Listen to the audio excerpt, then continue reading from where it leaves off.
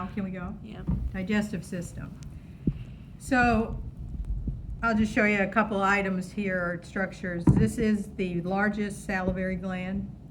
You have one on each side under the ear. It's called the parotid. It secretes a majority of your saliva. You secrete about 1 to 2 liters a day. And of course, in saliva is the primary ingredient is mucin, and that helps to moisten the food so it slide down through easier. Plus, it has amylase in it. And you need to put salivary amylase because you have amylase there, and then you have amylase secreted by your pancreas. So amylase breaks down only starch. Back in the day, the old word for starch was amylose. And so that's why they named it amylase, and they didn't change it because all enzymes end in ASE. So starch is a substrate, amylase is the enzyme. Starch is a huge molecule, it's a huge polysaccharide, has to be broken down into glucose to be absorbed. So you have 3 pairs of salivary glands. The parotid here, then under the jaw here is called the submaxillary or submandibular. And then right under the tongue is the sublingual. When people put their tongue up and they gleek, they're squeezing the saliva out of that sublingual one. So all 3 of those, there's 3 pairs or 6 salivary glands. Of course, your oral cavity, you should already know. It's a little easier to see on this guy. You know, up here was your nasopharynx, then your oropharynx, and that should be the common area for food and air. And here's your epiglottis. That kind of denotes that we're down in the laryngeal pharynx. There's the slit, that glottis. I'm sorry, that's the uvula, this is the epiglottis. Looking sideways here, I can't see. The uvula, of course, flips up so food doesn't shoot out your nose. The epiglottis snaps shut so food doesn't go down your larynx and your trachea. The glottis is the opening, and a lot of you got that wrong on the test. If I wanted larynx, which was on another question, it's the whole structure, not the slit. So in back of or posterior to the trachea, that's your esophagus. And then the esophagus is allowing the food to go to the stomach. The esophagus is lined with stratified squamous epithelial at the top part of it, just like in the oropharynx, because anytime you've got any kind of abrasive things like food, you want protection. It will change eventually, when we get more down toward the stomach, it will change into simple column or epithelial with goblet cells. But because it has stratified squamous epithelial for at least the top third of it, that is why it is so subject to heartburn. If you coughing up or if acid is coming up from your stomach, it can eat away at that stratified squamous epithelial. The esophagus does peristalsis. It pushes the food down in a mere seconds down to the stomach. You're also going to have to know parts of the tooth. So on the lab test, there will probably be a tooth diagram. Tooth is pretty simple. Top third is your crown, covered with enamel. The amount of enamel you have is really determined genetically. It's also by your mom's diet and your diet. If you penetrate through the enamel, that's where you get in trouble. From here to here is the root. If we look inside the tooth, there you can see the 3 layers. So this is the enamel layer. The crown has enamel in it. The next layer, though, is called dentin, and you can see the dentin layer goes all the way down. That's where dentine gum probably got its name. That has no blood vessels, no nerves. If you get a cavity starts forming and gets down in that dentin layer, or you wear the teeth and you get down that dentin layer, you're not going to have any pain. It's going to look funny, and it's not very strong structurally compared to the coated enamel. If you get down into the pulp cavity, this is the pulp cavity here, that contains your blood vessels and nerves, and that's when you're going to hurt. That's when you're going to have a cavity. And then down in the root here, this is called the root canal. You know, if you've got a severe infection of a tooth, you'll go to an endodontist, and they specifically just do root canals. They will go in and basically kill the nerves so that you won't feel any more pain, but you keep the tooth and put a crown on it, and it will still function. So that's parts of your tooth. So we go down the esophagus, so we'll take out maybe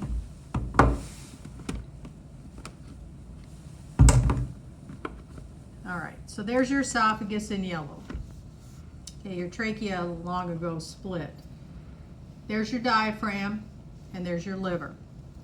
And we can see this little green structure here, that's your gallbladder. Your liver makes bile, your gallbladder stores it and concentrates it and secretes it.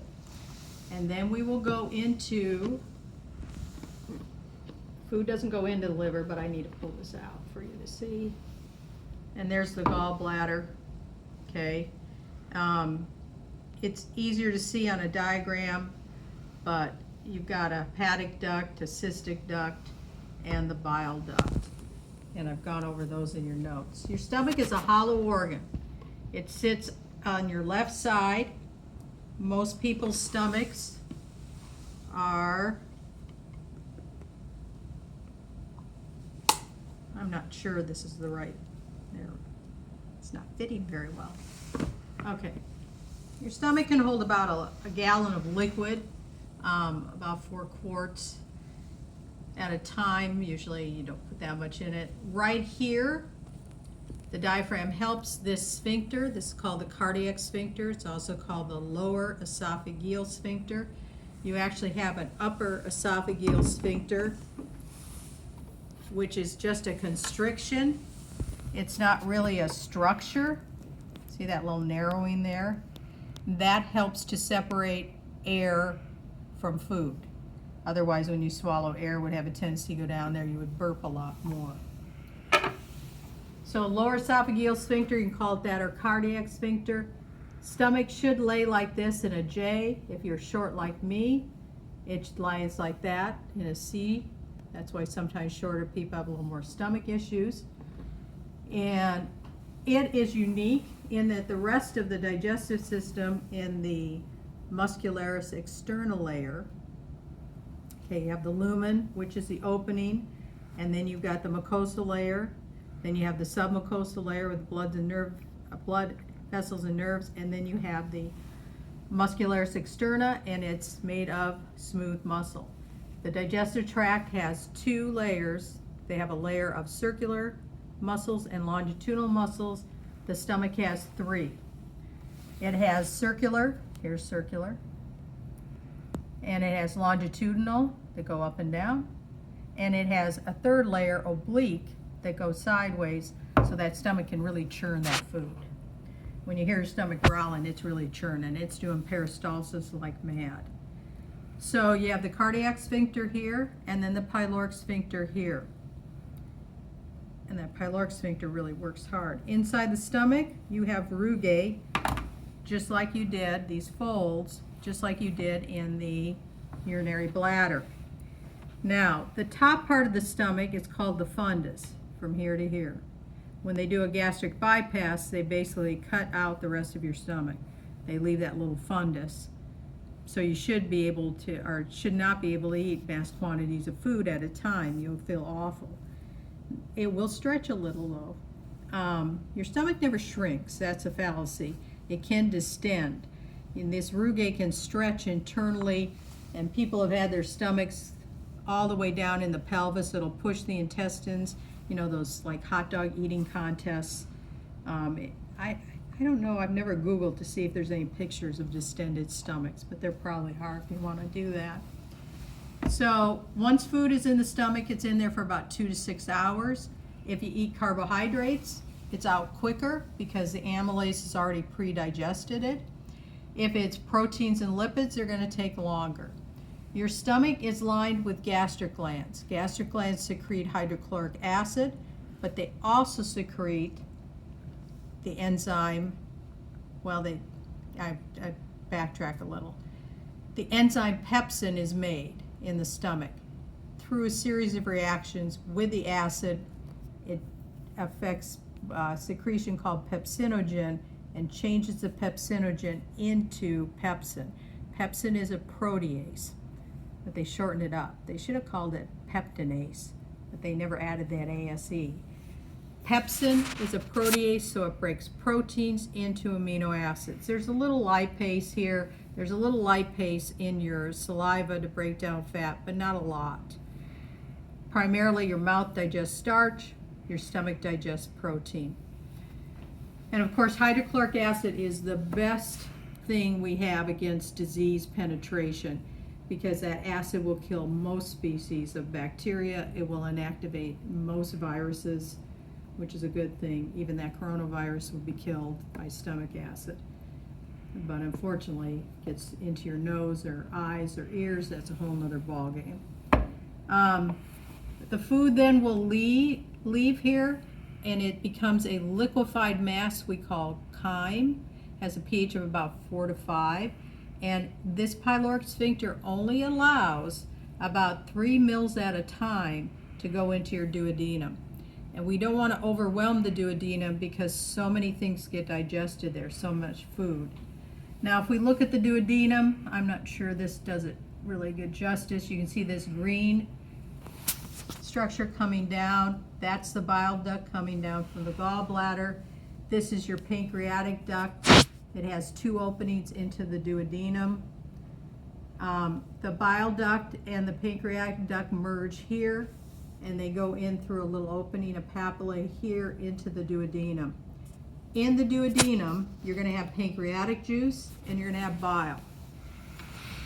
Pancreatic juice has a plethora of enzymes. The 4 ones you have to know are pancreatic amylase that breaks down starch into monosaccharides. You have to know trypsins that are a type of protease that break down proteins into amino acids. You have to know lipase that breaks down lipids into fatty acids, and you need to know nucleases that break down nucleic acids, DNA and RNA, into nucleotides. Those can be absorbed then. Also, bile, students always think it's an enzyme and it's not. All bile does is take a big chunk of fat and make it into small droplets. That's called emulsification of fat. Because if I can make them smaller, easier for lipase to break down those lipids into fatty acids. So we leave the duodenum and we go into the small intestine. You have, your whole digestive tract's about 30 feet long if you pull it straight out. But inside the body, it's real convoluted and it's tightly held. The intestines here are held together by mesenteric tissue. You have that fatty apron, that greater omentum that actually helps to keep a little heat in. Does a little cushioning, but not a lot. So the first part of your, now I'll have to take this apart just to show you here, and then I'll put it back. So this is all your duodenum, and then we make a curve, and we go into the first part of the small intestine, and it's really difficult to see on this model, but the first part is the duodenum. The duodenum is a little rounder, a little thicker, and it usually is a little darker pink, almost red, and that's where most of your chemical digestion and most of your absorption of nutrients take place. So the nutrients we have to absorb are amino acids, fatty acids, monosaccharides, and then we absorb vitamins, minerals, whatever else we need.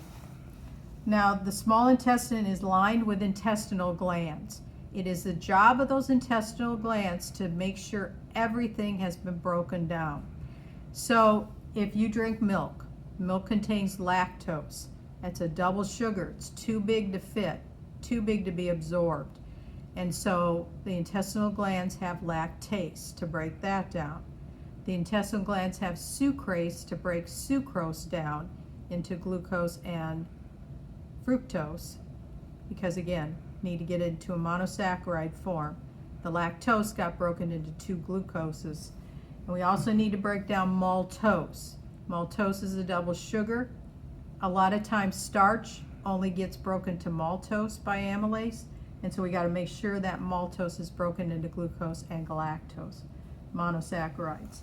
The ileum is the last part of the small intestine. It's not much shorter, it's a little shorter.